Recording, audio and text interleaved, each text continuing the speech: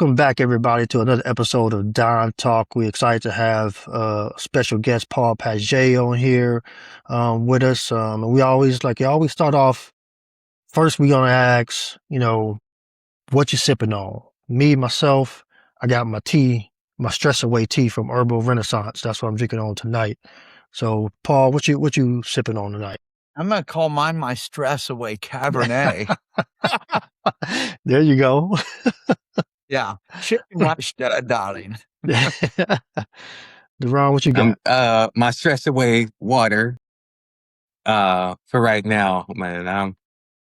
Someone told me to bring it, but I'm okay. Hey, I'll be good. If you got to take a break and run away and grab something, we understand. Yeah, if you got to go hit that Jameson Okay, button, bring it on. That's only you only had to tell me that once. Get out of here. We'll go ahead and start this flamethrower right now. All right. So, Paul, how's it going? Like, when we truly ask this question, we want to know how you're doing, not just that I'm good type You talk. know what? I don't do I'm just good. I'm stratospherically quantum amazing.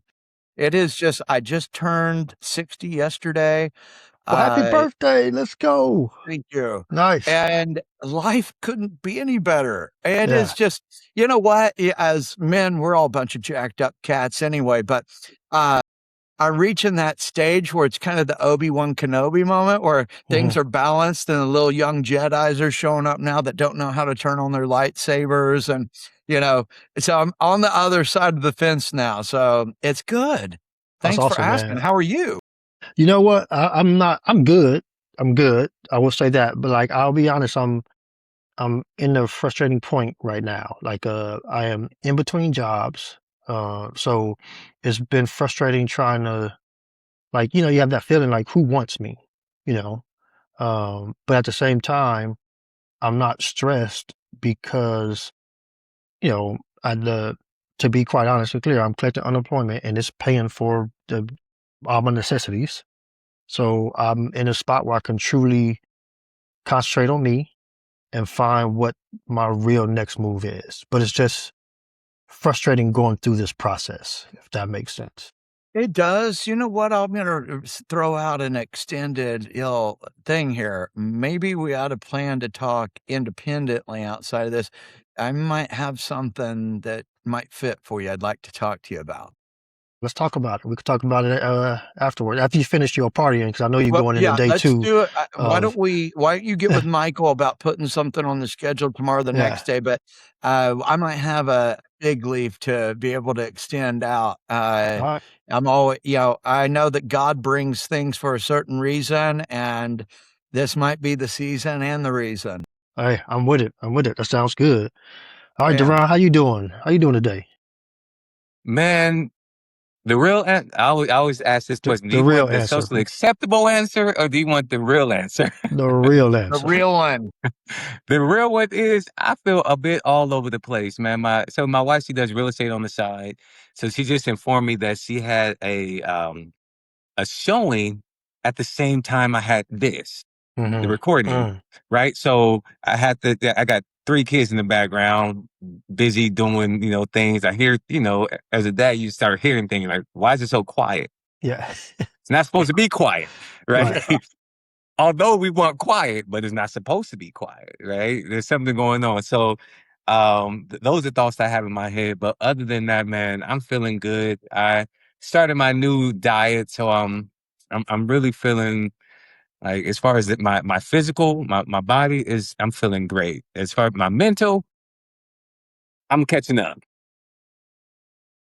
We all getting there. We're all going through. So hopefully this conversation too will help us get better at whatever we're going through, to get out of that mode. So the topic of today is, we always say I'm good, but when survivor mode becomes a man's identity, that's kind of what we're going to talk about. So the core question, and we're not going to answer right this second, but the core question that we want to end up answering by the end of this conversation is, what happens when a man gets so good at surviving that he no longer realizes he isn't actually living?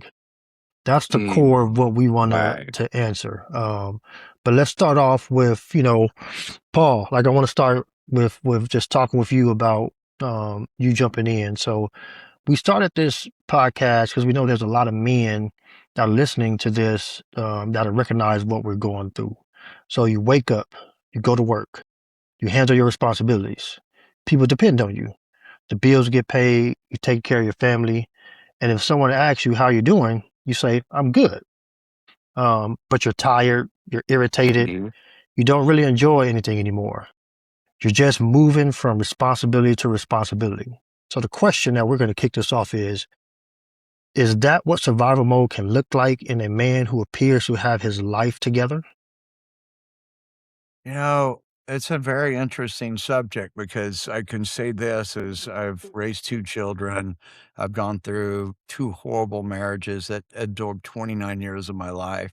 There were times, don't get me wrong, I'm not gonna beat the other side to death. We all have our crap we bring to the table, Absolutely. and, the inner child stuff that we don't know that are covered by layers after layers, and then, we're the cavemen. We're supposed to be out clubbing dinosaurs every day, and I'm bringing it, and it's a tough space because, yeah, I think more than ever, and unfortunately, phones and all of this new stuff that's taken us away from, reality where, I remember the days we were talking with some of my uncles that are in their 70s and 80s, how nice it was to grandmothers say, "Hey, so and so called a couple of days ago." They said, "Give them a call when you get a chance." You call 7 days later, they're happy as hell to hear from you.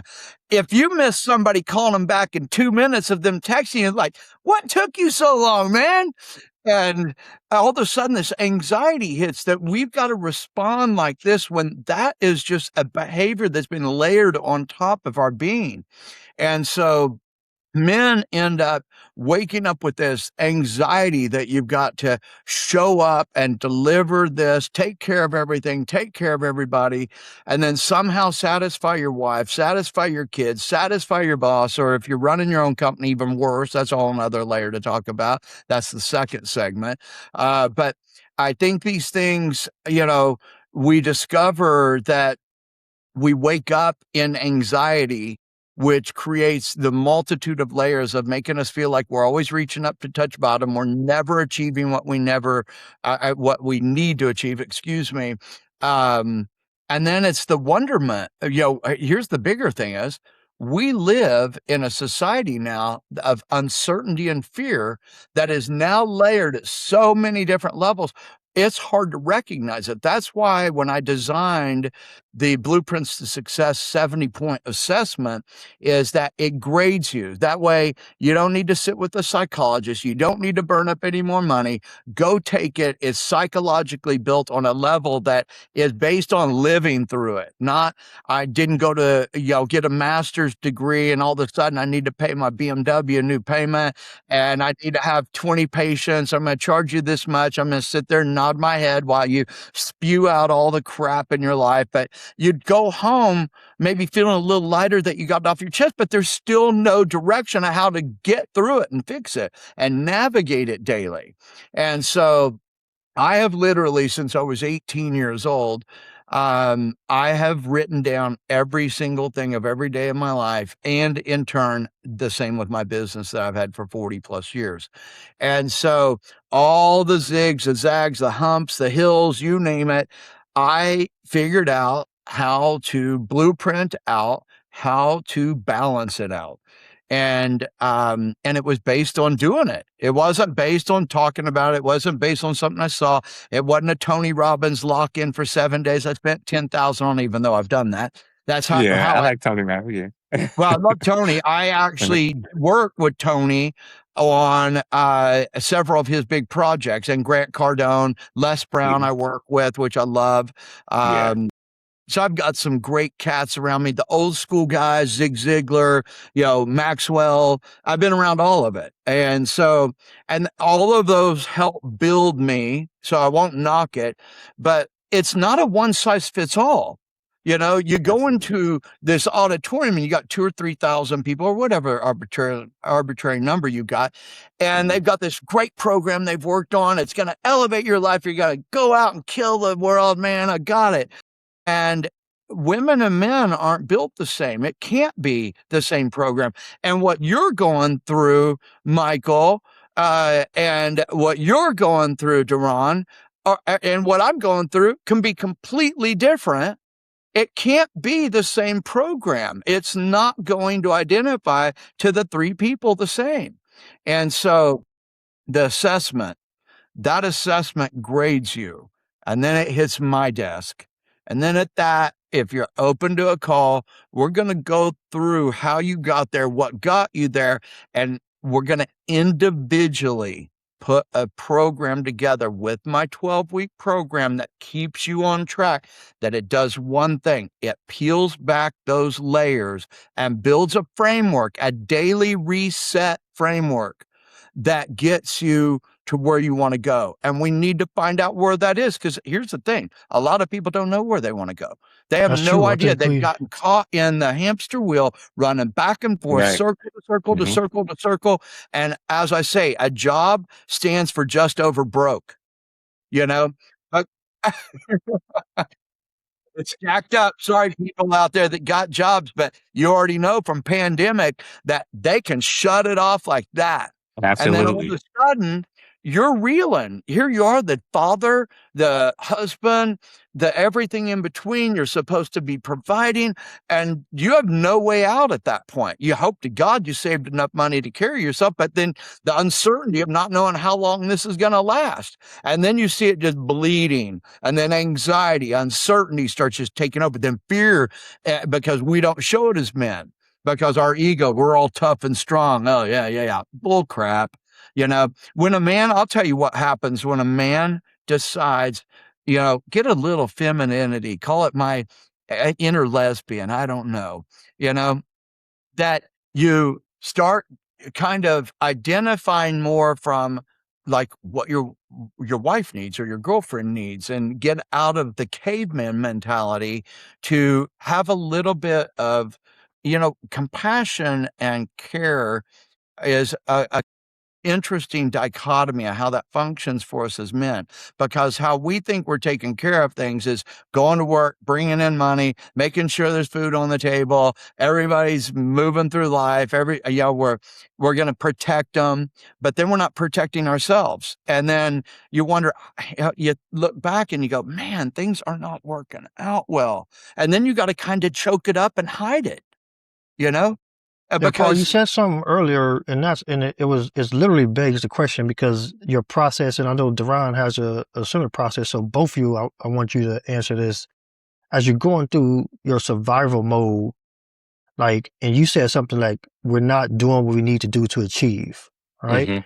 How does one know what they need to achieve when they're stuck in that mode of just taking care of everybody else, going to work, paying the bills, and handling business, surviving? How do you know what you need to achieve? you don't on your own. Here's how I define that. That is a great question. Thanks for actually bringing that up, because I think this is more important out of all of it. You can have all the frameworks, but if that key central area is not addressed, none of it works. So that wonderment of knowing. So I always say this: if you ever played sports, plus we go to school, we're told to, go to class, we look forward, we don't talk, we don't interrupt, we behave, we do our homework. Then we're graded from A to dumb. Right. We're told Right. if we're a dummy or we're going to make it in life. And and they embarrass you in front of everybody in it. They're handing out your test scores and you've got an F sitting there, and all of a sudden you're the idiot with the dunce hat on. But I always say one thing: if we played sports, we know what it's like to have a coach that excels us to the next level. Even from, let's say, I always say this: you come out of high school or college, you might as well be playing t-ball. So you're coming Yeah. into life, and all of a sudden you're putting the ball on there to swing at this thing that's sitting there, and hopefully you're going to hit it. Some of them slap the tee and go, oops, I need to pick the ball back up. And then you graduate to the next year, and you find that you want to be a pitcher or this or that, and you're starting to get some identity. A few years goes by, but it's all based on your coach telling you, throw it this way, catch it this way, run this, do all this. Same with girls, dance, whatever, cheerleading, you name it. And then we get out in the cold, cruel world, and nobody's telling us to do that anymore. And the sad part is, we went to school, nobody told us how to do the dance when we got done with all of that crap, you know? And now it's this wonder, again, uncertainty, and then fear starts kicking in because we're hoping, we're guessing our way through. Then we get stuck in these motivational seminars. I got to do something about this. Right. I'm not figuring out. And you are thinking about a coach because you go think that a 3-day lock-in is going to fix everything. And the percent of people that actually accomplish those is so bad. It's insane. It's a low number. But I always say this, I'm not a coach. I'm a transformational specialist that looks at your life, finds what's not working. I want to know who you were as a kid. What'd you dream about? What were the things that were the core before you were turned into a baby robot, before you were turned into the slave? You know, we all go into slave mode because our parents were taught to do that, go through these processes, go through these motions. And then all of a sudden we wake up, we're unhappy. We don't know what we're supposed to do. We took on a job because we squawked out a couple kids that were now buying Pampers and Enfamil and trying to make it all work out. But nobody's guiding us. We're guiding ourselves and we don't know how to do it because we were never trained to do it. So that's why the assessment, I put that in place instead of just telling you, hey, you're all messed up. Let's work through a couple things. I'm going to charge you this amount of money. You'll go through this little boilerplate deal I put together for everybody. Wrong. It's a dangerous arena and we get trapped in it. And then we go through all these processes and we're still there. And then we're even Right. more frustrated. Then we're even more broke. So Anything to add on your end to that, Dar'Ron? No, my approach is different, right? You know, I love Paul's approach. Is you analyze it, you make sure that you know what's going on before you even start to do anything. Because some people like to jump into it, right? As far as Life GPA, I created an assessment tool. It's called Life GPA, but I use it more for therapy purposes, right? Usually, sometimes when you go into therapy, you don't you want to talk to somebody, but you don't know how to start or what to say, right? But you need a professional at the time. So I developed the Life GPA in order to help individuals who may not know how to approach therapy, right? They may not know that they're having challenges in the family. They may think that the family is okay, but then after they take this assessment, they realize, wait a minute, I never looked at it that way. Like one thing you said that What was was mine? interesting. Mine was 2.6. What did I have? A 2.6 on my Life Yeah, I think it was GPA. the 2.6, right? I got work I to do, don't share Paul. scores, but if you want to, yeah.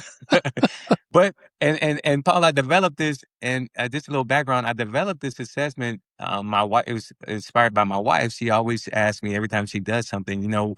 Let's say she does something for my birthday, and because she knows I'm tough on gifts, right? What would you give that? What grade would you give that? Or what grade would you give me for that? Things like that. I thought it was insane, but that's who she is, and I'm a meter where she is. And I developed the Life GPA, providing, people with their own Life GPA, 2.0, 3.0. I'm not going to share my GPA because it's embarrassing, right? Uh, but like I said, so when you come into therapy, then we'll talk about those results. That's a good place to start. We can start where you want to, but this kind of helps people. It helps those who do not know exactly where to begin. So that's what that's for. Where yours is much different. I was actually reading it online, man. It's amazing. I'm like, I might need to go see Paul myself. Yeah.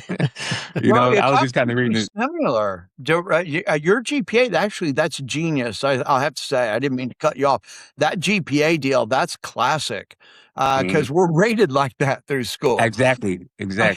Yeah. Exactly. And my wife, she loves it. So, I mean, I've given it to a few people, well, more than a few people. I encourage, it's something fun to take, right? It's based on other research articles that I got all the questions from other research articles that took 7 areas of our lives, right? And the financial, the mental, the physical, the spiritual, the social, the other 2, I can't really think on the top of my head, but it's been a while.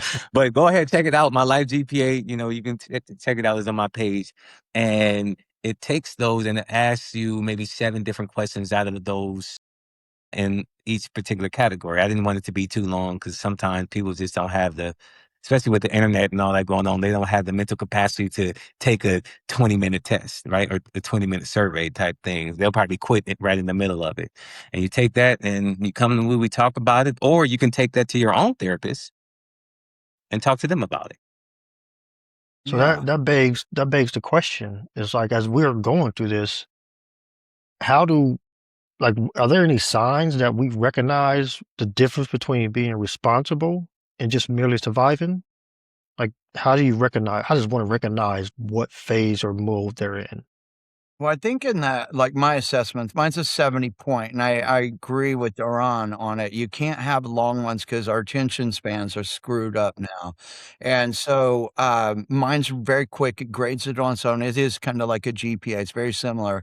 And it kind of breaks down those facets because it forces you to have to evaluate your space. And then my program's 12 weeks after that. It's not just the assessment. I don't want you just to assess that you're jacked up or you're not jacked up. It's about what areas are needing assistance and what are your strong traits, what are your middle and your lowers. And so then it's a 4-layer method. The front end, because I do it in a 12-week program and I do it in baby chunks. So you can attain that information, use it through the week, and then you've felt like you've grown, you've done something. So I reveal. So it's exposing the patterns, the beliefs, the pressures, and the decisions currently producing those results. And then you rebuild, you replace survival-based rules with values, standards, and an identity you deliberately choose. And then you execute. You convert insight into scheduled, measurable action through weekly and daily systems, and then bam, they come to the last 4 weeks, and it's reinforcement. You use reflection, coaching, evidence, that's key, and repetition until the new behavior becomes your normal. And so all we're doing is kind of we peeled back the layers. You've identified, yep, I've got some things I need to get done and fix that I didn't ask for in life. It just attached itself because life does it. And now you're developing, well, just like I said, with baseball. Let's say you show up and you throw the baseball and you actually throw it over the backstop and miss the guy completely.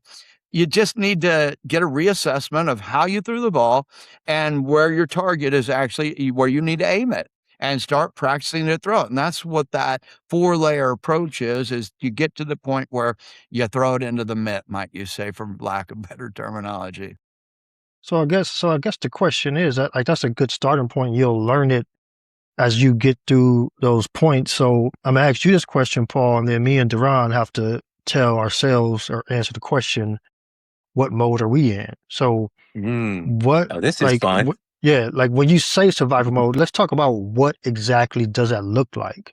Because I don't think any of us really understand. Like, I'm probably there, but I don't know what characteristics or traits yield me to say, yes, I'm in survival mode. Because now it's normal, right? Yeah, right. Yeah. So here's a couple. Do you wake up already feeling behind or mentally overloaded? And then urgent demands regularly control my schedule. Does that happen? Do you avoid important decisions because they feel emotionally heavy? Do you overthink simple choices and second guess yourself? Do you say yes when I need to say no? Does your confidence depend heavily on outside approval? Does distraction of work, food spending, or substances or isolation to escape pressure dominate? Do you struggle to rest without guilt? I can go down the list. Do you start goals but lose momentum when motivation drops? Does self-talk become so harsh that pressure starts to wipe you out?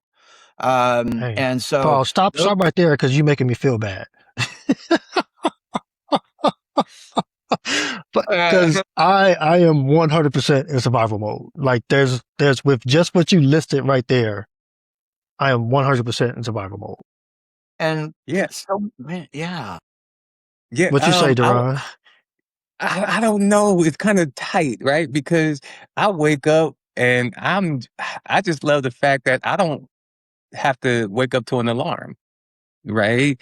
When we were growing up, Mike, God woke us up this morning, started us on our way. Well, no, the alarm woke me up, It's just, type thing. So now I'm at that point to where, I wake up when I want to, if I don't have any work to do as far as like actual like therapy work, then I can kind of get my, do my other things, with Daddy's Green Book, all that type things.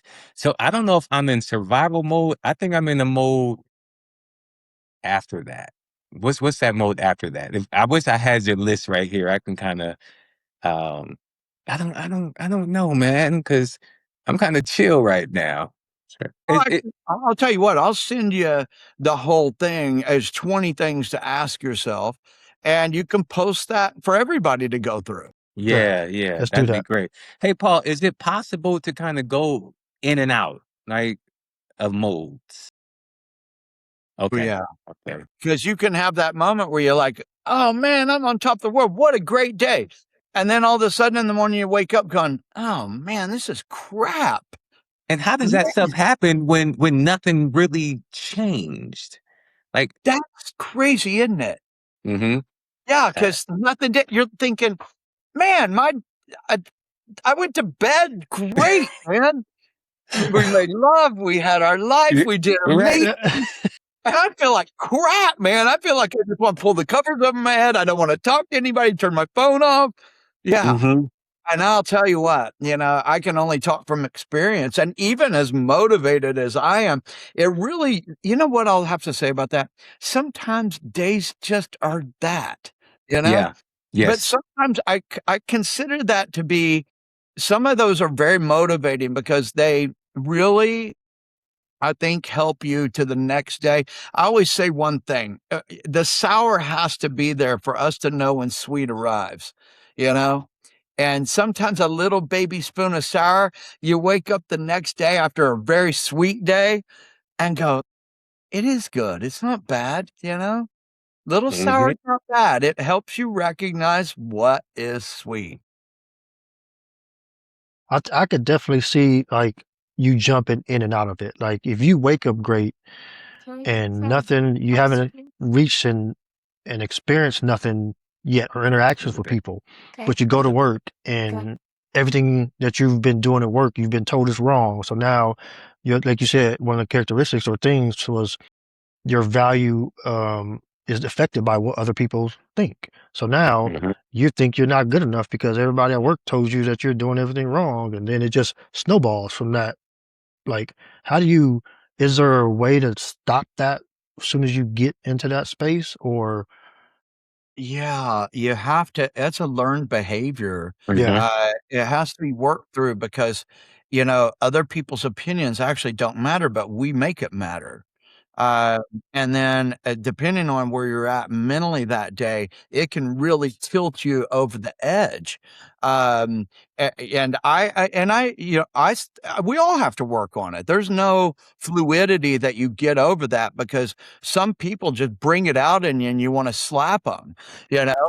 And you're like, man, leave me alone. Can you go back to the water jug and the donuts over there and get out Right. of the way? Um, so I think we all weave in and out of that because what I look at is that so many people, and I try to be as conscious to the fact that somebody might be having a way worse day than me, you know? And I want to try to, in a world that's pretty upside down right now Mhm. and full of uncertainty, and I'm going to use that word a lot, it makes you do things that you don't know you're doing to other people. And you can say things. A lot of people aren't really good at being able to filter how damaging one word could be to somebody else's life, Yes. you Yes. know? And I Yes. think that's probably some of the bigger things. So I have to, and I wasn't very good at this when I was younger. And so as I've gotten older and writing these programs and working around the world, helping so many people in multiple languages, because we're all the same. It doesn't matter what our nationality is, what color we are all the same, period. We're emotional beings. We let things attach to us. We emotionally respond without thinking. One of the things that I teach and train in my programs is how to actually think before you speak, you know? And that's an advanced element. That's beyond the 12 weeks because you got to get those layers back. peeled back, and then start identifying where they're at, and then start installing the new behaviors little by little, not enough to tax them so bad that they want to quit because they already have enough load to add any more and tilt them over the edge. That's when they quit, and they're right back to where they were. And so I do things in small digestible chunks through a period of time because behavioral changes, as you both know, take time. Because I always look at it's like the moments when I had at a moment in my life, I had my skinny guy clothes and my fat guy clothes. When my waist was 2 inches more than what it was, so I could switch in between that because there were moments, and I didn't realize that was in bad relationships where I was eating more or drinking more. And then all of a sudden my body's going out of whack and I'm unhappy. Those were signs. I can now look back is that the moments where I was very unhappy, I was gaining weight because I was eating comfort food. I was drinking more. I was putting more sugar because that made me feel good. And so I didn't capture those behaviors when I was younger.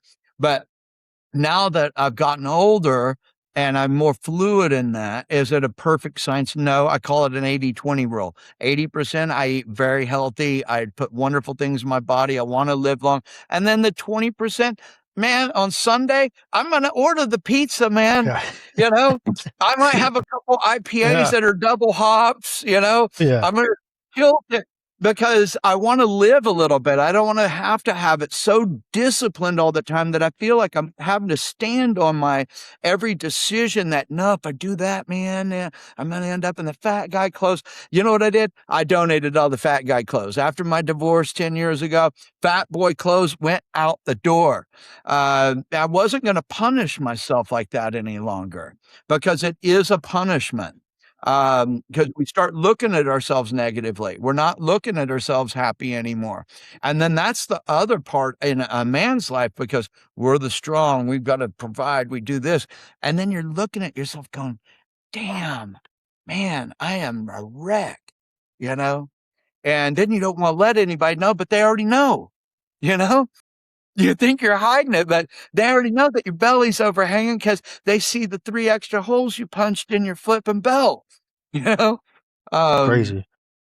Dar'Ron, what would you say if you saw, like, let's say hypothetically speaking, based off of what Paul just said, if knowing those characteristics and traits, if you met 20 people in a week, how many of those people would you think are in survival mode? 19.5. Nailed that. And the 0.5, that was a midget. No. Man, and I mean, the good thing about it is they're in survival mode in the right place. Right. It's okay to be, no one wants to really be in that survival mode, but sometimes you have to, right? Well, there are days, it shouldn't be weeks or years that you should be in survival mode. Maybe you have something that you forgot to do that day, right? This is something quick, but something that lasts day after day after day after day after day, that's going to hit you physically. And I think that's what happened to Paul, right? He was in survival mode going through like his divorce that he went through. Not only that, just looking at himself like, after a divorce, I've never been divorced, but I'll speak of, I don't name names, but after a divorce, you look at yourself like, wait a minute. It's almost like all the years you were married, you never really looked in the mirror. But as soon as you need to go get somebody else, then you start really looking at yourself. Whew. And you tear yourself down, man. And you tear yourself down. You tear yourself down. And, like I said, it shows physically. It shows, when you're trying to speak to somebody because that subject is always coming up. Right? You ever spoke to somebody and it's almost like, again, to that point where you don't even know that you're doing it. True. You're right. So that yields the next question. If we all see all these people that are in this survival mode, like, I'm pretty sure there's quite a few of them that are successful. So, like, can you be a highly successful individual and be in or stay in survival mode? Absolutely, because yeah. I think that's how most of us really function, right? Yeah. I mean, and we're assuming that it's only adults in survival mode, right? I have a daughter, man, and she's in, honors classes. I have a son, he plays sports also in honors classes. They got to get up at 5 o'clock. I've seen it, and it can really take a toll if you don't address it. Especially with kids, because you think, oh, they got it all together. They got this. They got it. Everything is okay. Just like an adult. Oh, they have it all together. No, we just know how to fake the funk until it starts to bleed out. Yeah. Until you start randomly, crying in front of somebody, or until you start just, cussing somebody out, just for stepping on your shoe.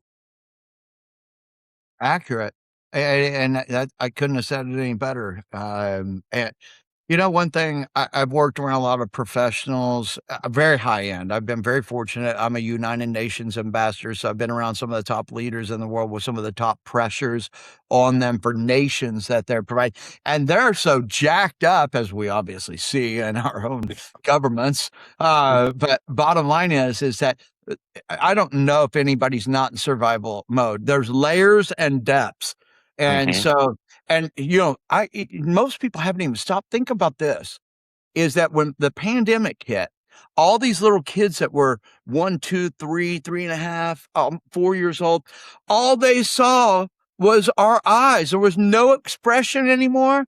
You're not in school. You're celebrating grandma's birthday and she's standing out on the curb and you're waving at her because you had an Uber go pick her up and drop her back off at home. Man, we don't even know the depth of the damage we have caused because of some of these situations. And so they go into survival mode. They don't know how to interact with kids because they missed a couple, 2.5 years of very important moments of that connectivity. Absolutely. My gosh, I'm scared for what that actual fallout can be when they become adults, because we all go back to our inner child. Most of our stuff is that. And so my books, hey, I wanted to share something that I thought was really cool, guys, because squirrelsville.com, everybody needs to go to, because my educational programs, when I was chief of marine operations for National Geographic, I was part of the children's development educational programs. So one of the great things that happened, my 3 books, which have all gone number one bestsellers, is that they all came out and showed up on my birthday yesterday in hardback copy, baby. Nice. Yeah. Nice. Congrats on that. Little kid training modules that also train the young parent. It is written from a neuro-linguistic programming level where it's interactive. It's, the parents learning from the kids learning from the parent, all these old school values that have been stripped away.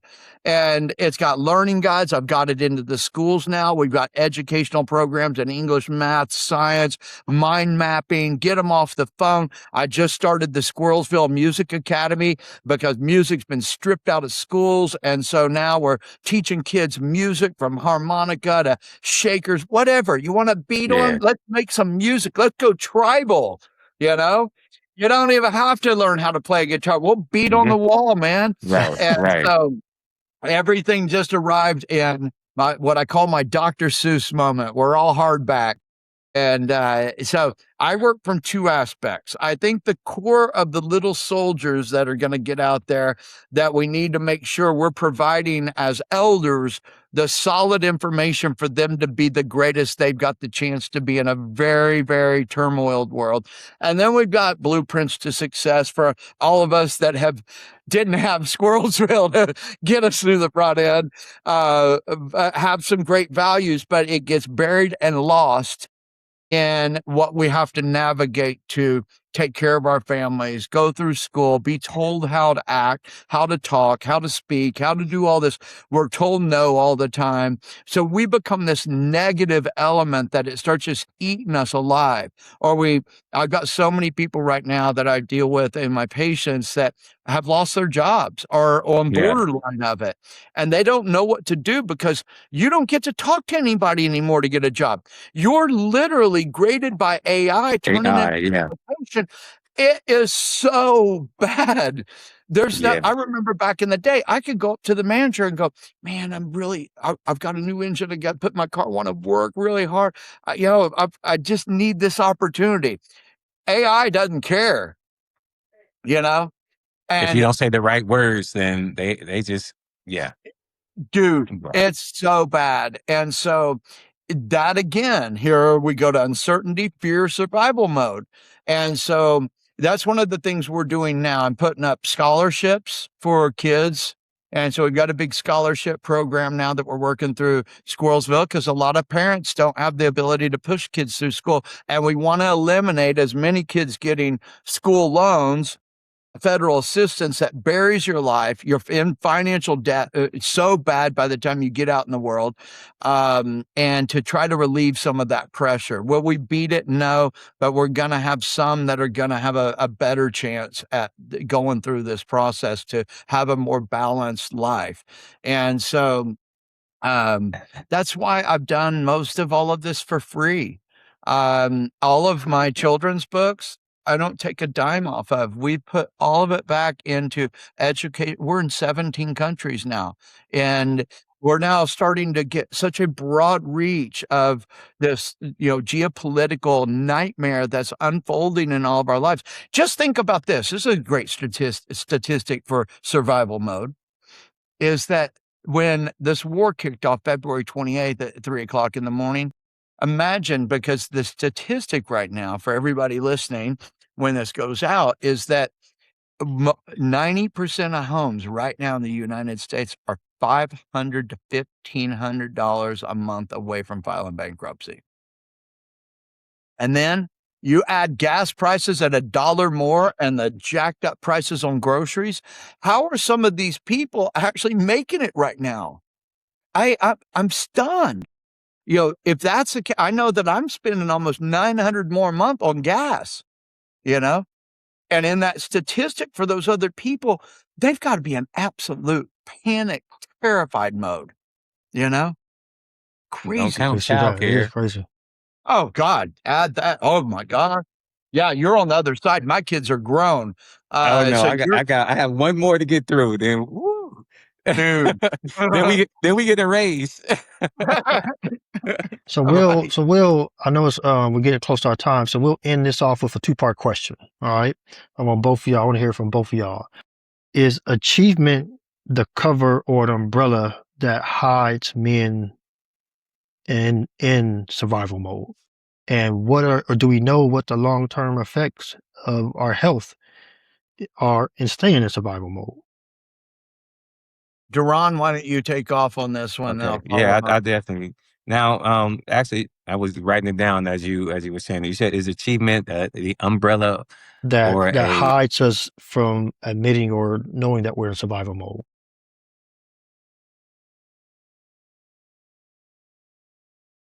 I don't know. Because as long as we're achieving, as long as I'm doing great things. If you're just asking me, because that's a good question. I never really thought about that question, right? I have our different reasons why we achieve, why we want to achieve certain things, right? So if you're asking me personally, because I've never heard that question before, so that's why it kind of caught me from the left. I'm not a person who's not afraid to say I don't know. I don't, as far as myself, achievement is a necessity for me. It's a necessity. It's not a choice. Right? Because I have a family. I have responsibilities. So I have no other choice. I do have a choice, and that's going to lose my family. Right? That's my answer. It's straight to the point. That's actually really good. But it was a 2-part question. Yeah. So do we know what long-term health effects are for staying in survival mode? Oh, yeah, man. I mean, you can go, there's too much to list. Anything physical. Like that survival mode, it turns into so many things. It turns into anxiety, which turns into, could turn into like depression, which turns into, you know, uh, a common cold, which turns into, something going on with your kidneys. I mean, you can you can go down that rabbit hole, Domino effect. right? Yeah. Yeah, it's a domino effect. So yes, staying in that survival mode could lead to that. But some people in survival mode, they thrive in it, and it's okay for them because now it's a natural thing. The challenge is trying to get out, and I'll pass that to Paul. Yeah, that's actually a really good answer, man, 'cause that'll leave a big giant question mark stamped on your head because it's so broad. So, Hmm. ask me the first part of that, Michael. Yeah. Is achievement the umbrella that hides us behind survival mode? He sure the hell does. Yeah. I'm around a bunch of men, we all are, that they high resonate, but they don't share that breaking point, that element. It's always that tough, moving through. It's the warrior in us. It's the gladiator in us. It's that you don't want to show weakness. You don't want your kids to see it. You definitely don't want your wife to see it because she's gonna beat you to death over it. Uh, yeah, that starts a whole nother layer. That's a whole nother Right. Yeah. that's a whole nother podcast within itself. But yeah, I got throw some comedy in here. That's painful comedy is what I call it because Yeah. it's got Right. realism Right. in it.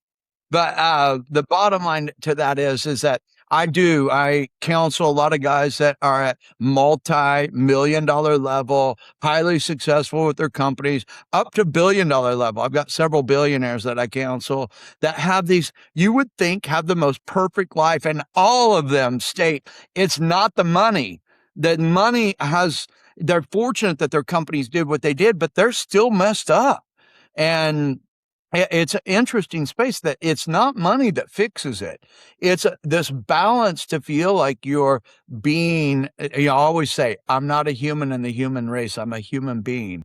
And to be able to tear it back a little bit to find out what is your being, because it gets so overshadowed and layered with so much as we have to go out and take the punishment of the world of what we got to deliver to our families to make them feel happy, secure, and safe.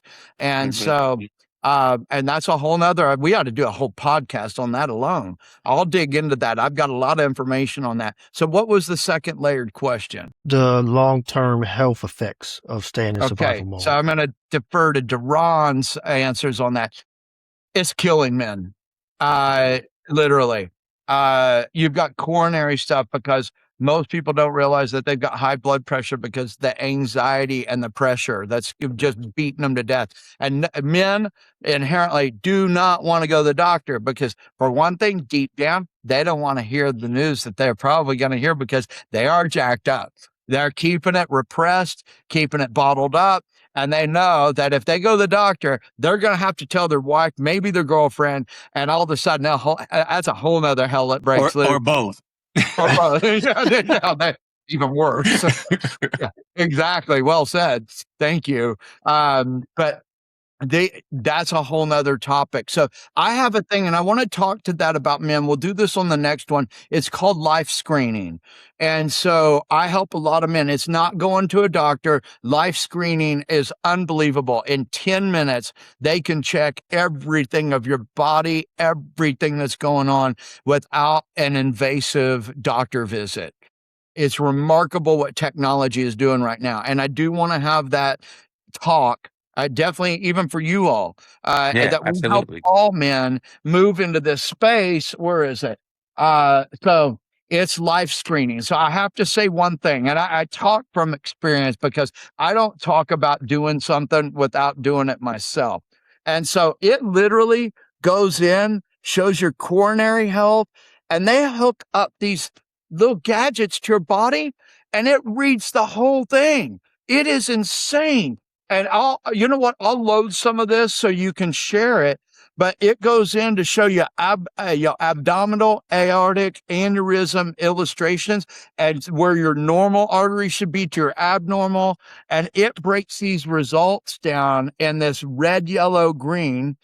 And I have to say one thing, at 60, and I did this about 5 weeks before I turned 60, all normal. But here's the thing, I do it every 6 months, because here's the one thing that most men don't do. They wait till it's too late, then you don't have Right. ability to reverse. And I wanted to do one thing with all the people that I teach, train around the world, is that, you know what? If you're going to take your car in that you love your Raptor or you love whatever you bought, and you're going to get the oil change, you're going to meet all the warranty stuff, why wouldn't you meet the warranty on what your body needs? You know? Absolutely. And it really blows my mind that you'll go burn $800 getting your car fixed and keep that baby ready to roll down the road. But the only thing that's keeping it rolling down the road is you're healthy enough to drive the damn thing, you know? Exactly. And so I will share this. I look forward to, not only I want to have you guys on my podcast. We're going to do a long one. We're going to have to roll this baby 2 hours out. I know. With some extensions on the back end. We've only got through 2 segments out of 5, so we definitely gonna go into part 2. We truly appreciate everybody listening to this one. Stay tuned, because part 2 is gonna come right after we drop this one. So thanks everybody for listening, and we'll catch you next week. Thank you, everybody.